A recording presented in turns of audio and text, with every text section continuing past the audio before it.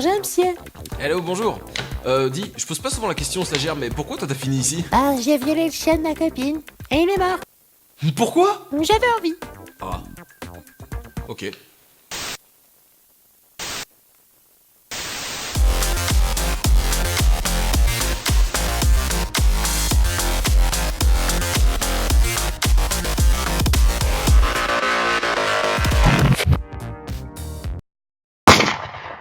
Ah, à peine prévisible. Fallait pas abuser non plus, hein. Alors, on va commencer ce numéro avec de la grosse connerie comme vous aimez. C'est toi la grosse connerie. Hein? Hein? Quoi? Comment? Toi? Moi? Lui? Hein? Toujours un plaisir de te retrouver. Bouffon. Ok, rends-moi la Switch. Quoi? Non, c'est vraiment un plaisir de te retrouver. On va se rendre à Coco, en Floride, retrouver la meuf la plus saine d'esprit. Je déconne!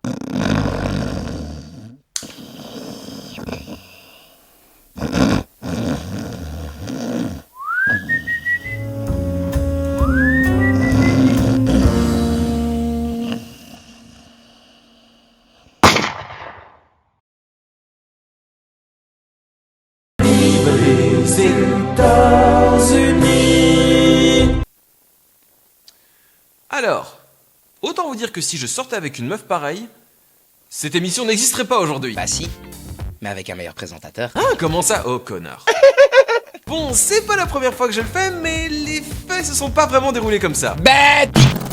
Là, qu'est-ce que c'est que ce bordel? Et ben, grâce à ma petite installation vocale, dès que tu voudras utiliser ton terme fétiche, tu vas le sentir passer. Mais c'est quoi ton problème, mec? Les gens kiffent quand je dis ça. Pas moi!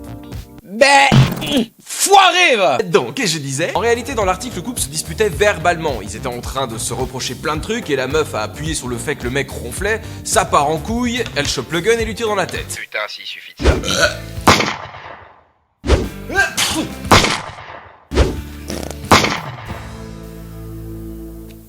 Ah mais putain, moi aussi je dors ici.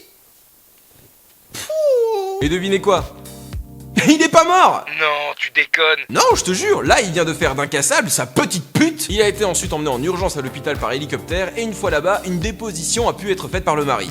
Et voilà ce qui a été déclaré. En même temps, c'est peut-être un peu plus difficile de se défendre avec une balle dans la tête. Ouais bon, mais par après, il a quand même pu rassembler ses forces pour dire que c'était quand même sa femme qui lui avait tiré dessus volontairement. Ce que sa femme a confirmé. Je vous jure, le coup est parti tout seul, c'est pas ma faute! Vous pensez vous en tirer avec ce genre de défense? Vous allez pas me dire que votre mari s'est fait ça tout seul? Je sais pas, c'est quoi votre excuse, vous, lorsque vous tirez sur un quebla innocent? Vous pouvez me donner peut-être des tuyaux? Hein? Ou alors on peut baiser, ça peut arranger les... What? Oh, évitons de donner de la matière à ces trous du cul de SJW, hein, parce que là, ils ont de la matière à gratter. Hein. Oh, y a plus populaire que nous sur la toile, on est large, t'inquiète. Enfin bref, cette tarée a été placée en détention provisoire. Ce qui veut dire qu'elle a été relâchée direct, quoi. Bah ouais. Pourquoi? T'as une réclamation? Attends.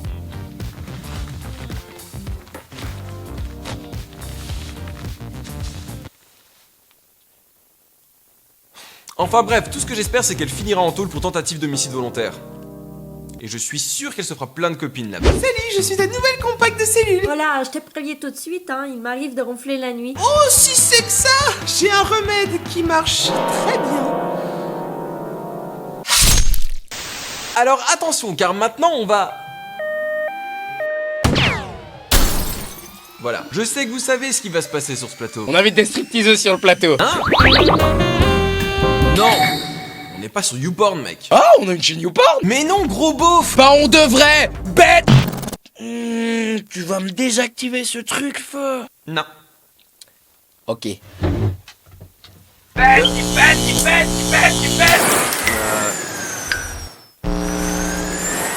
T'as fait quoi, là? Surtension. Bête type. Waouh.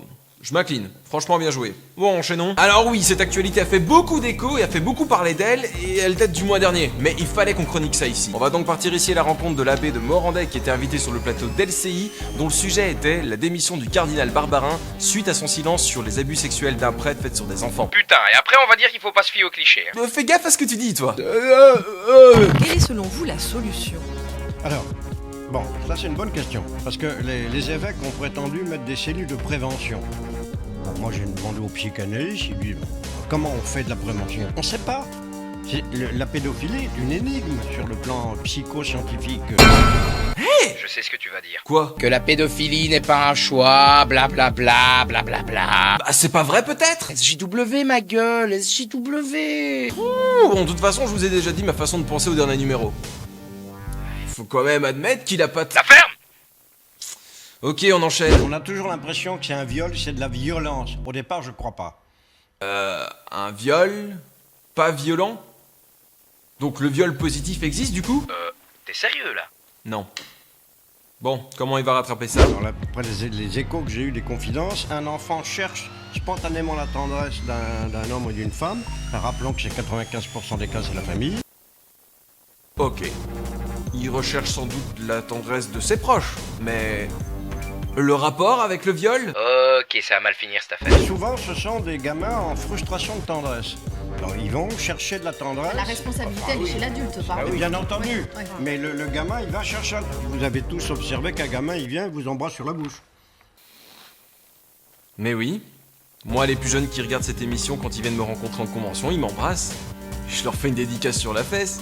Et un petit chabit pour installer un sentiment de tendresse. SJW is coming. Oh, on se calme, chochotte! Bon, du coup, quelle est la réaction de l'Assemblée? Non, non. Ah si, moi Non. j'ai vu ça.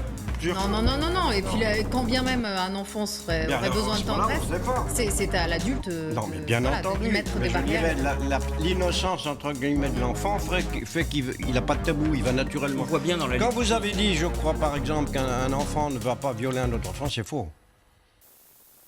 Ok, là, ferme ta gueule. Pour ta propre survie, ferme ta gueule. À tout jamais.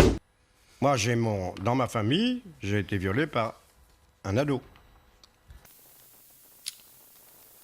Ok, alors là, je peux plus rien faire.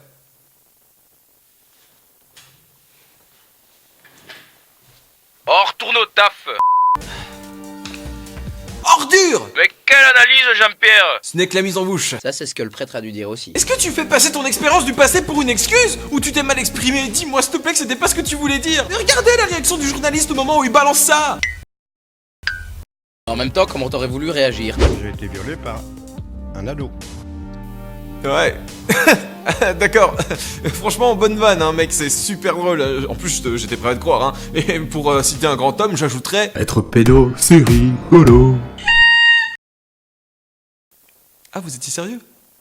C'est ça ton excuse, enculé? Et quoi, cette excuse aussi marche dans d'autres situations? Bon, alors je t'écoute, sale monstre. T'as 5 secondes pour me dire pourquoi t'as tué et violé cette gamine de 9 ans. C'est pas ma faute, moi, j'ai été violé par un ado étant plus jeune. Oh, d'accord, si c'est pour ça, je comprends, y a pas de problème, on va vous relâcher. Sérieux? Non.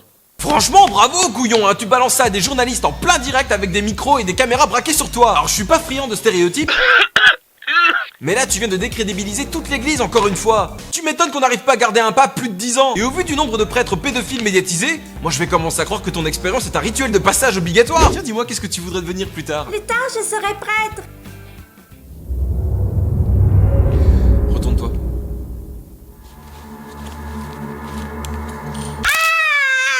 Ça va, hein, t'auras une excuse pour plus tard, alors remercie-moi, hein. Alors, je veux pas lancer un débat anti-religieux, mais les gars, comment est-ce que vous voulez redorer le blason après tout ça? C'est systématique, à tel point qu'à chaque fois que je vois un prêtre maintenant, bah... Bonjour, mon fils. Wesh, tu regardes quoi? Je suis beaucoup trop vieux.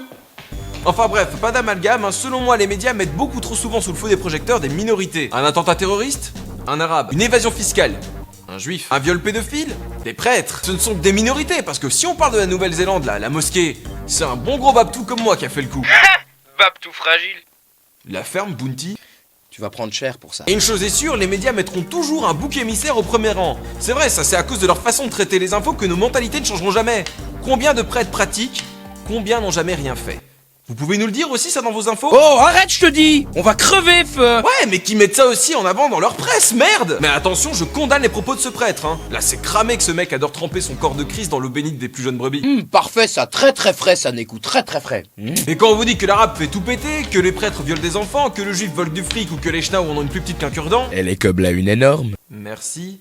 Mais n'oubliez pas que ce sont des cas isolés. Ayez un esprit critique et surtout n'allez pas insulter le premier prêtre que vous allez croiser. Dixit, le mec qui en a fait un sketch juste avant, quoi. Voilà comment on perd sa crédibilité grâce à son binôme.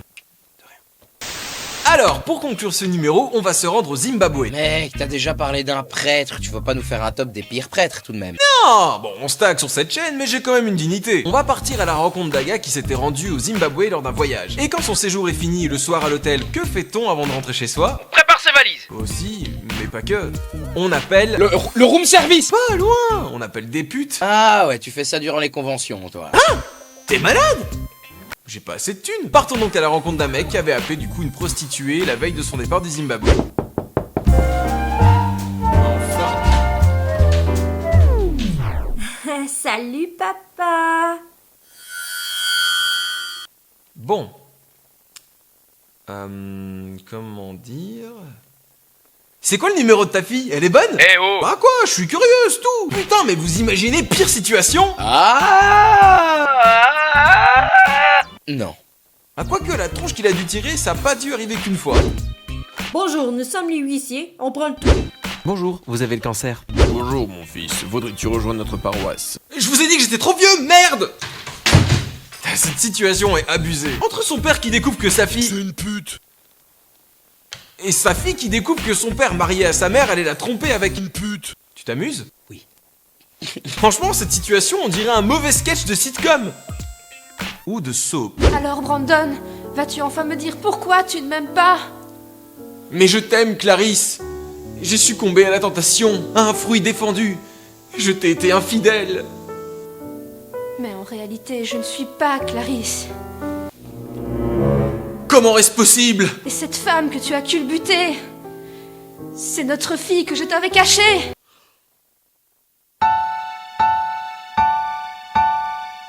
Oh, t'es malade ou quoi? Les fesses sont déroulées en Afrique, pas au Nord, pas de Calais. Ça va, les Belges sont quand même pas les seuls à avoir de l'autodérision. Sans doute, hein, mais autodérision ne faisant pas partie du vocabulaire des Français, bah fais gaffe quoi. Ah bon? Je pensais qu'il y avait juste les Parisiens. Ta gueule. Ok, bon, au final, qu'a fait la fille?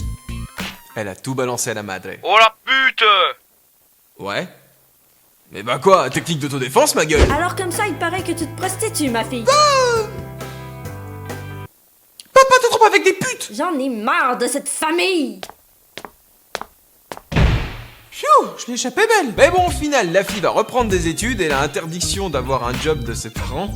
Et au final, la mère est restée avec le père. Eh ben, elle est désespérée au point de rester avec ce bête type. Apparemment, elle reste avec pour que leurs enfants ne soient pas traumatisés. Ah oui, on voit que ça marche, hein, c'est la fille qui finit par les traumatiser, hein. Ah oui. Bête type. Et voilà, c'était l'épisode 42 du journal du Micmac, j'espère qu'il vous aura plu. Si c'est le cas, n'hésitez pas à le partager pour le montrer à tes potes et à tout ton entourage. Me rejoindre sur les réseaux sociaux qui sont dans la description. Et si tu souhaites m'aider financièrement pour que je puisse continuer à faire des vidéos sur cette chaîne le plus longtemps possible, n'hésite pas à balancer une petite pièce dans le chapeau sur Tipeee ou d'aller te mater des pubs sur YouTube, ça m'aidera énormément, merci à toi d'avance. Quant à moi, je vous retrouve la semaine prochaine pour un JDM Rejects. Et voilà, merci à tous d'avoir regardé cette vidéo. A bientôt sur internet, salut!